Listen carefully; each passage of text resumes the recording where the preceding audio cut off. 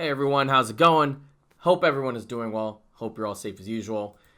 We have reached 2.4 and I haven't really been posting any videos, so I kind of essentially skipped over 2.2 and 2.3 for content. I may talk about in another video like what I thought of them, but for the most part, it's Dead Cells, it's awesome. And we're going to be taking a look at version 2.4, which is the balancing update, and I am so excited because I've actually done a few runs with these, and I'm really excited to show you guys them. I'll be doing it in kind of that post-commentary style that I really like.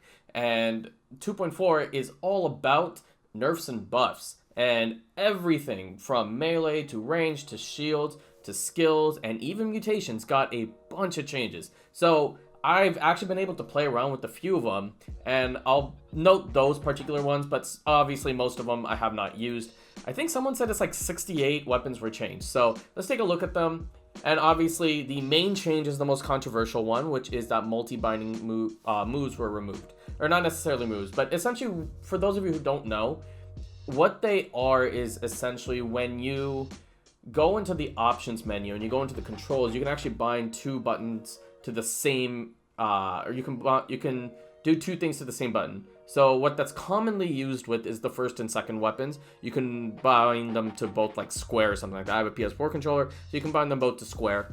And what was happening is on the left weapon slot, you would use something like a throwing knife or an ice shards. And on the right, you would use something like, for example, if you had ice shards, you would use a flawless or would use a tombstone.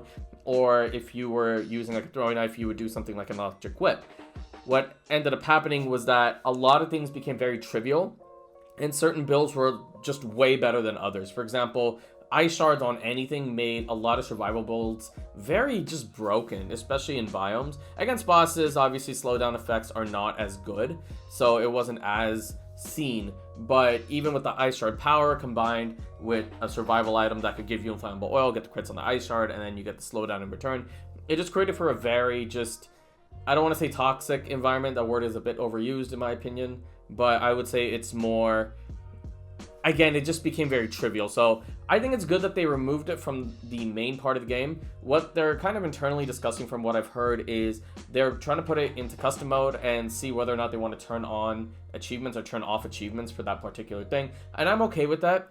And I know a lot of people really like double binding, so I feel really bad for you guys. But hopefully, if you are cool with custom mode, the devs have said, use the custom mode. That's why it's there. If you want to use custom mode, you can keep doing the double binding.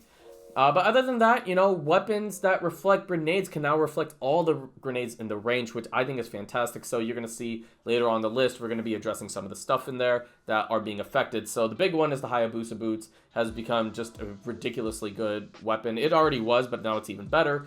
And also the flashing fans, kind of the same thing.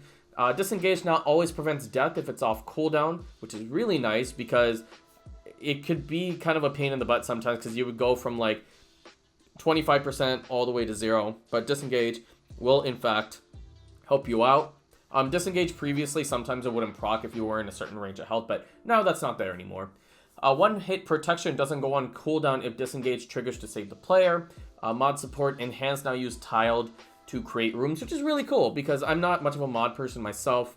Really, the only mod I use is like the 100 times cells when I'm too lazy to unlock outfits because they're ridiculously expensive and I don't want to play like a bunch of 4VC games in a row, or 5VC now.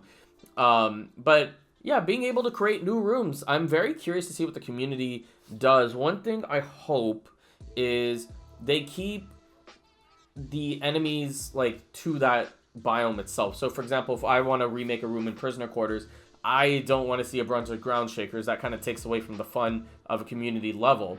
Kind of something like Mario Maker, where you have to like be able to beat the level with like certain weapons yourself or something like that. I think there's got to be some checks and balances, but I really like the idea. I've always kind of been a huge advocate for games like Mario Maker to like be put on other stuff, and Dead Cells is like one of the premier games because it's a roguelike, so all the like rooms are randomly generated, but the levels are going to have a consistent theme, and I really like this. So really, really cool. New extra rooms for Distillery, Fractured Shrines, Undying Shores. I played all of them, and I have to say Fractured Shrines and Undying Shores, I already was a big fan of them, and they've gotten even better.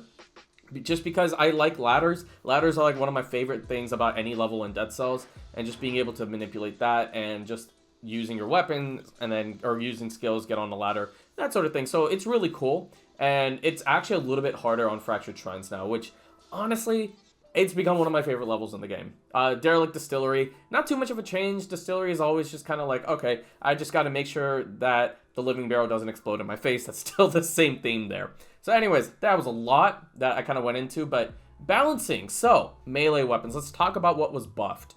So, the Balanced Blade, which is one of my favorite weapons in the game, weapon damage and damage bonus increased. So, here's the thing about the Balanced Blade that a lot of people don't really understand. And it's not something that I have really ever done a good job of explaining. But the reason I rank Balanced Blade as like a 9 out of 10, borderline S tier, is because when you unlock 100% S items, you get a ton of affixes added to that, as well as power. And Balanced Blade is one of those weapons that's really, really benefits from like a 60% to bleed, 80% to poison, stuff like that. And if you synergize it correctly, Balanced Blade actually becomes like a huge boss killer. And it's funny because it's just a small melee weapon, but the crits do a lot of damage, and you can get Instinct to the Master of Arms, which has also been buffed. So Balanced Blade just kind of increasing the weapon damage, it actually makes the previous tiers, so like the plus and the plus plus, it makes it a lot better. I hope that newer players can start to understand why I like it a lot. But Assassin's Dagger, which is a weapon that I did use, weapon damage increased. So, and yes, it is a lot better than it used to be, especially with Phaser. Assassin's Dagger, that build is pretty much back, and I really like it right now. Twin Daggers, so the first 2 attack weapon damage and breach bonus increase. That's really good. Twin Daggers does lack a lot of power on those first 2 hits. It has the same exact prom that Bow and Endless Quiver does, so I really like that. Broadsword, so the weapon damage has been increased and the damage slightly redistributed among the 3 attacks. Broadsword did need a buff. It wasn't that it was ever bad, but what was happening was that there were too many good survival weapons and Broadsword was kind of lacking. And I think it's good that now like the damage is redistributed among the 3 attacks so that like it's not way overpowered on that last strike. Cursed Sword, weapon damage increase, all attacks now crit. I actually did kind of use Cursed Sword. It was a run that I wasn't going to upload anyways. I was just kind of testing some stuff out. I took it all the way to the 5BC spoiler area and then I died. Sucks to suck, but you know, it is what it is. Cursed Sword's definitely really good now.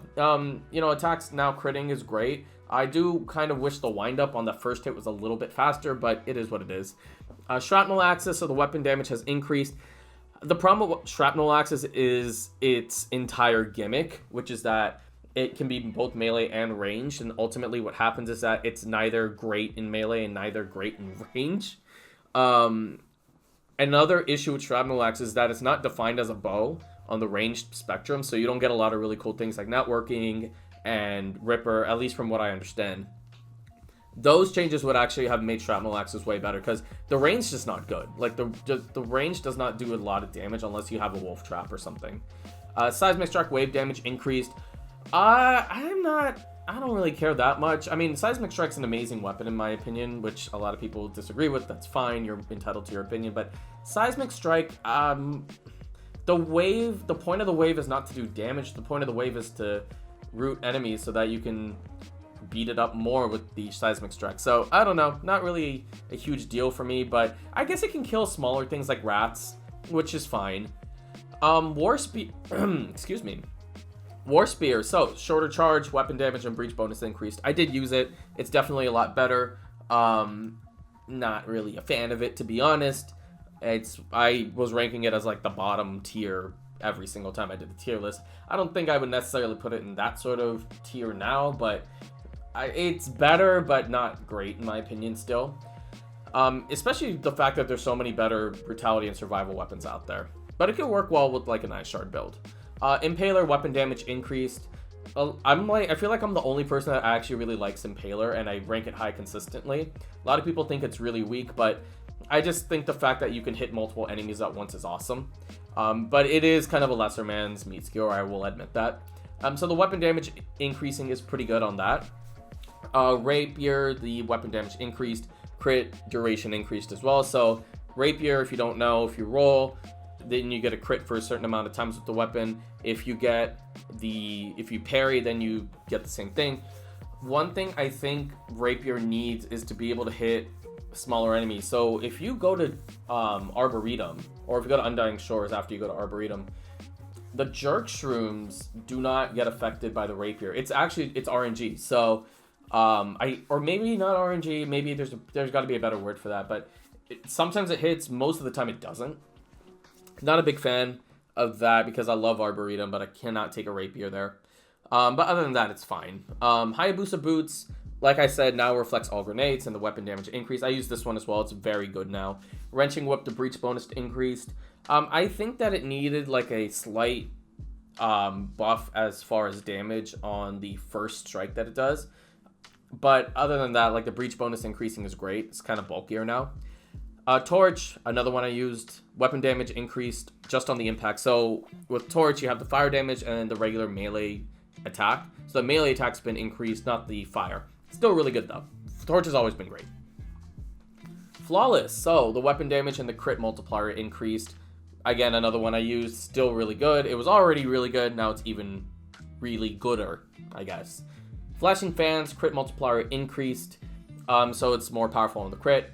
And correctly enables crit upon bouncing a grenade back. It's good stuff. Tombstone, so weapon damage increase. Doom now stuns enemies it hits. Slow-mo reduced. Slow-mo can now be correctly disabled through the options menu.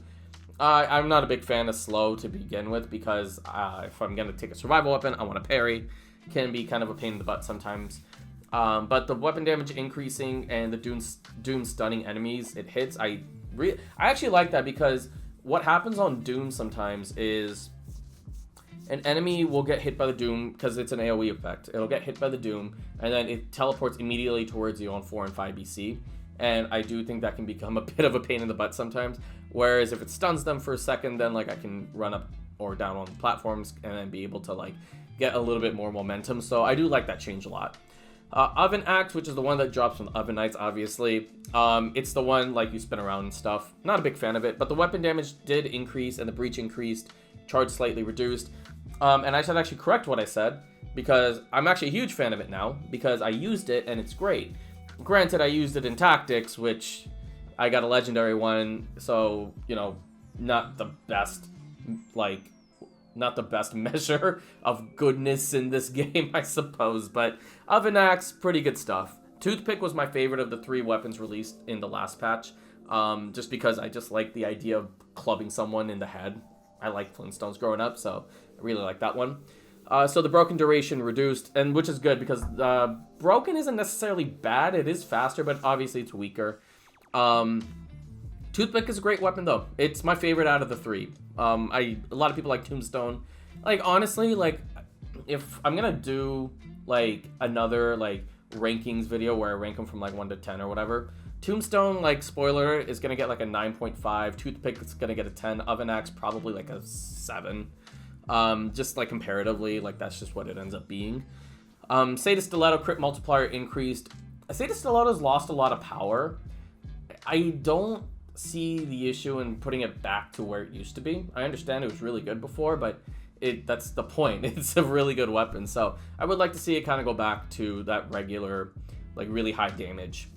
Spiked boots, the crit multiplier increased. I like spiked boots normally. So seeing the crit multiplier increase is good. I think one thing with spike boots is that I feel like you need the melee mutation to make it really effective. I also think it should be part survival. I say that would make it a huge buff and maybe make it a little bit slower. Excuse me. Oil Sword crit multiplier increased, already really powerful, even more powerful now. Snake Fangs, weapon damage and crit multiplier increased, good stuff there.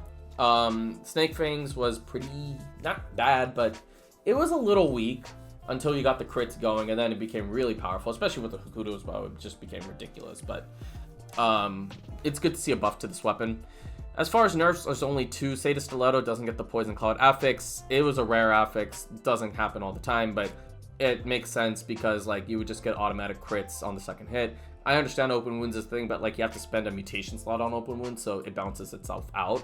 Ward Spear, the crit multiplier decreased, which is fine. The crit was already ridiculous to begin with, but the windup was the problem. Now it's just kind of flipped a little bit, and it's actually a lot better. So I still wouldn't take it if I saw it and I was running a survival build. I would probably look for a toothpick or something. But War Spear is not bad now. you know, I don't hate it now. So let's move on to the ranged weapons. Bow and Endless Quiver has also gotten a buff. So the arrows are going to work like other bows now. So what that means is things like Networking, Ripper, etc. are now going to apply to Bow and Endless Quiver. I really like that because that was the big problem with it before, because so many things are like based on arrows, and Bow and Endless Quiver has arrows, but like it's unlimited. So it kind of was being a pain in the butt. So it's a lot better now, I would say. I haven't used it yet, but on paper, it's a lot better. Sonic Carbine weapon damage increase. The problem with the Sonic Carbine is not the damage. I mean, damage buffs are always nice, but the issue with Sonic Carbine is when you're done shooting it, there's like a short window where you're not able to do anything and you can't like roll or anything. It's like in Bloons where Sada does her leaping thing and can't attack for a quick second, or like with Ben's ability, like all the monkeys will attack and after a second, like none of them are going to attack. It's kind of the same thing here. It is a big issue with Sonic Carbine because with Sada and Ben, you know, everything else they do makes up for it, but Sonic Carbine's main thing is to shoot. So yeah, anyways, I really like Bloons. I'm playing that a lot lately. I had to bring it up. Ice Bow, freeze duration increased, good. It should still be piercing. Boomerang, weapon damage increased, slightly faster travel speed. So I haven't used Boomerang yet, but I've heard that it's ridiculously good now. Boy's Axe, which I did use, weapon damage and breach increased. Yeah, it's very powerful. If you can somehow get a legendary Boy's Axe, do a double Boy's Axe run. It's gonna be nuts. Now I know you can't multi-bind anymore, but you don't need to. Like, it's very, very strong. Nerves of Steel, weapon damage increase. I did use Nerves of Steel. It has gotten a lot better. I've never been a big fan of it though, because I don't like timing-based things, because I can't concentrate on the timing. But a lot of people like Nerves of Steel, so, you know, fair play to that. Firebrands, the impact damage has increased. It doesn't really matter. It's Firebrands. You're not using it for the damage. You're using it for the fire, and you get quick fire there.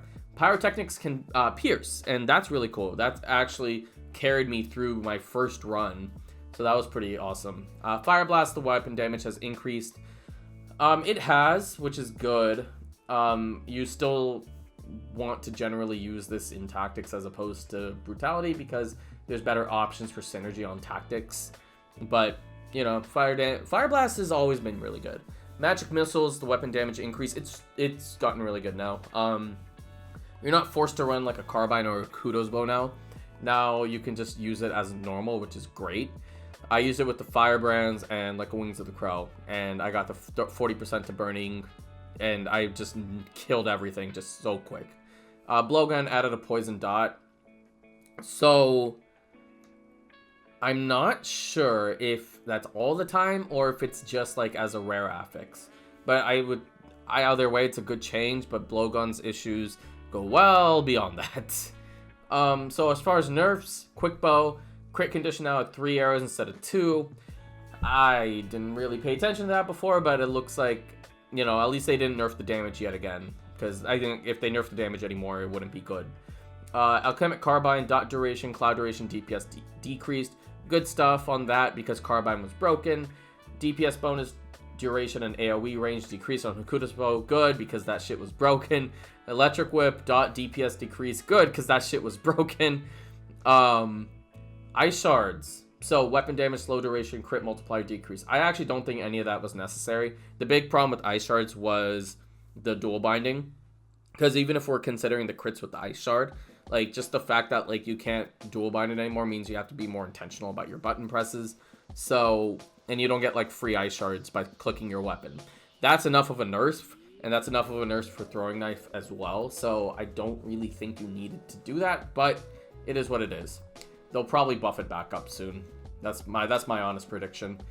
As far as shields are concerned, frontline shield was buffed to 50% instead of 30%. So the bonus, what they're talking about is when you parry a melee attack, your melee attacks will be increased for, I think, 6 seconds. So it was at 30% increase, now it's 50%. Frontline shield has always been pretty good in my eyes, but 50% is ridiculous. Cudgel, the stun duration has increased. I don't care about Cudgel that much. Weapon damage increased for the knockback shield. I actually would have liked to see like a big knockback effect. So like a wave of denial, like a short wave of denial. So you parry and then everyone just kind of moves back a little bit. I would have liked that instead of weapon damage increase. Assault shield weapon damage increase. That's actually really good because now you can like kill buzz cutters and flying enemies and stuff like that with the assault shield. Greed shield weapon damage increase. Greed shield, it has a surprisingly big parry damage. So now it has even more parry damage, which is awesome. A spike shield weapon damage is increased. Spike shield obviously outshines Greed shield, which is why people generally don't know that Greed shield has excellent parrying, but you know, whatever. The actual parry shield increases the reflected projectiles damage. Yeah, that's really cool. I don't know if that applies to grenades or not, but I feel like it should. If it doesn't, that would suck. Nerfs, punishment, weapon damage decreased. It's punishment though, so it's always really good. So, you know, did it need to be nerfed? Yeah, but I would say probably the AoE should be slightly decreased. I would say that's probably the way you want to nerf it, not necessarily about the weapon damage, but either way. Thunder Shield, the dot DPS and stun duration decreased. Thunder Shield's broken. Like, it's ridiculously good. Like, you can still do the whole, like, Hokuto's bolt Thunder Shield thing. Obviously, that build won't be as good now, but it's Thunder Shield, right? It does, like, 1,000 different things. It's still excellent. Skills. So, buffs. We got Infantry Grenade, as the damage is increased. What I like about Infantry Grenade is that if you have a weapon that, like, does really bad against flying enemies, so it's very good to have, and it makes Toxic Sewers and Dilapidated Arboretum just way more manageable, because Buzz Cutters suck and I hate them. Even Ramparts, it makes it really good. And it has, like, a slight breach sometimes, and it can push back enemies, so if you're, like, scared of, like, a Rampager coming and smacking you in the face, you can just throw the Infantry Grenade, get a little bit of breach on there, or knockback on it, and then you should be good to go. So Infantry Grenade's definitely always been really good, but now it's even better. Stun Grenade, so the damage duration and range increased. The damage duration. So is that the stun? I'm not sure. Yeah, I'm not sure about that one. Range increasing is great. Freeze duration increase for Ice Grenade, cool. Root Grenade damage increase. That's actually really important because Root Grenade does damage over time. So that I like it sometimes better than the Wolf Trap just because of that. And it obviously can hit more than 2 enemies at once. But overall, Wolf Trap's always going to be better just because it's more intentional than Root Grenade. Swarm, I used it. It's definitely way better. It's a lot more fun just because the worms just do a crap ton of damage. If you can get one with like a bleeding or poison affix, now you're set. It's really good with that. Tornado, the damage has increased plus cooldown reduced. Tornado had an absurdly long cooldown. I don't know why, but I'm glad that it's gotten buffed in 2 respects that it needs to be buffed in. Corrupted Power, the damage buff has increased. I would also like to see Electrocution applying from level 9 onwards, because right now it's only at a level 11 and 12. I want to see it back at like level 9. I understand why it's not at level 4, because that would just trivialize half the game, but you know, I do want to see that particular affix, because that's the best part about Corrupted Power. It's another dot. It's really good. Light Speed, so damage increased on both the front and back dash. Really good stuff there. Lightning Rod, the instant damage is increased. Great stuff. I love Lightning Rod, so it makes it even better. Scarecrow Sickles and the Barnacle both have damage increases. Scarecrow Sickles is just one of those things like I'm trying to get better with, but ultimately I just really suck at it. So, you know, whatever. Barnacle, damage is increased. Good stuff there. Nerfs, Flamethrower Turret and Tesla Coil, which were the 2 best tactic skills in my opinion, both got DPS and just a general damage decrease. Flamethrower Turret, so the duration has decreased. Tesla Coil, the range and the dot has decreased. I used both. They're both still excellent. Not that big of a deal. Lacerating Aura, definitely I noticed that it got worse, but I think that was also needed, like the DPS and duration being decreased. Ultimately, like the problem with tactic skills is that there's just some that greatly outclass others, and Lacerating Aura was part of the problem. Great Owl of War was also part of the problem as well. So the Angry Owl, the reactivated version, DPS is decreased, so Angry Owl doesn't do as much damage now. I don't use it that much to begin with, because if I get hit, that's like 30 seconds I gotta wait. So I try not to use it that much. Crusher, the damage has been decreased. Tonic, duration, and bonus health decreased. Yeah, Tonic was kind of busted to begin with, and Crusher, I disagree with that heavily. Crusher, you know, it only hits 3 times, and it's very slow. I don't feel like it should have been nerfed, but, you know, whatever. Mutations. So, Vengeance, the bonus has increased, so Vengeance is the one if you get hit, then you have an attack buff, so that bonus has been increased. Adrenaline is the one where if you dodge perfectly timed, then every melee hit you get gets a small amount of HP back. Duration on that length of time has been increased. Scheme's bonus has been increased, so when you drop a skill, your first melee attack gets a bonus, so that bonus has increased. Porcupine, the starting value is increased. Problem with Porcupine before that made it significantly worse than the Acrobatic pack and the Armadillo pack was that Porcupine would have an absurdly horrible starting value. That was part of the problem. The other part is that Acrobatic pack and Porcupine are just really, really good. Or not Porcupine, Armadillo pack are just really, really good. So Porcupine is just not that good, and there's way better melee stuff out there. But, you know, it is what it is, I guess. Ripper now drops 6 ammos. Damage per ammo increased. I don't really use Ripper that much, but this actually might make me use it now, especially with Bone Endless Quiver and Assassin's Dagger. Networking, starting value increased. That's really good stuff. I can actually start using networking in my runs more. Point blank, the starting value and growth has increased. Soldier resistance, starting value and cap increased. Soldier's resistance kind of had that issue where it's like, yeah, you get an HP buff, but is it really something you need? Not necessarily, because survival's also really good. I would like to see like a melee's nerf when you get soldier's resistance, like melee moves like, I don't know, like 30% slower or something like that. That would be really cool. Blind Faith, starting value and cap increased. So Blind Faith, when you parry, you get the you get your parry cooldown. The Blind Faith is great. You can use it even in like Brutality or Tactics. So, not sure why I needed a buff, but here we are. Counterattack did need a buff. I do like counterattack a lot, especially with slower survival weapons, such as the Tombstone. You can parry, hit, parry, hit, parry, hit with that. Create some really nice combos. What doesn't kill me, the starting value and cap has increased and the internal cooldown reduced. So there's another thing that I'm going to get to a little bit later that talks about internal cooldowns. And what it is when you activate a mutation, there's a cooldown on that mutation. So something like Instinctive Master of Arms, which is what I'm going to talk about. What doesn't kill me, I believe something like not Blind Faith. There's another one that has like an internal cooldown.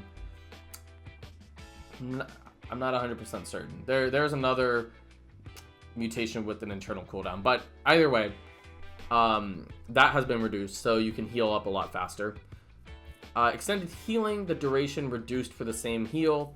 Good stuff. I mean, extended healing is really slow, and it works really nicely in that 5BC final boss fight, or at the end of Hand of the King. So extended healing's gotten even better. Spite, the damage has increased. I've always liked Spite because it works really nicely as like the last boss if you're running shields. So it's nice to see a buff for that. I feel like Counterattack and Spite are often just overlooked because they're not as flashy, but they're really good. Frostbite, the damage has increased, which is good because Ice Shards, the damage there has decreased. So Frostbite will add a little bit more to that, which is nice. Also, the weapon slowdown on nearby enemies' affix has gotten even better. Instinct of the Master of Arms, the internal cooldown has been reduced, which is good. Same thing I was talking about with What Doesn't Kill Me. It'll be a lot easier to run something like a Balance Blade on bosses now. Recovery, duration multiplier increased, so you're getting more HP back, basically. And Necro, the starting value of cap has increased. So I believe for the first time since 1.1, Necromancy has gotten a buff. Because right now I hate it. Well, before 2.4 I hate it, so hopefully Necromancy starts to become more used again. I think 75% is a good cap for Necromancy.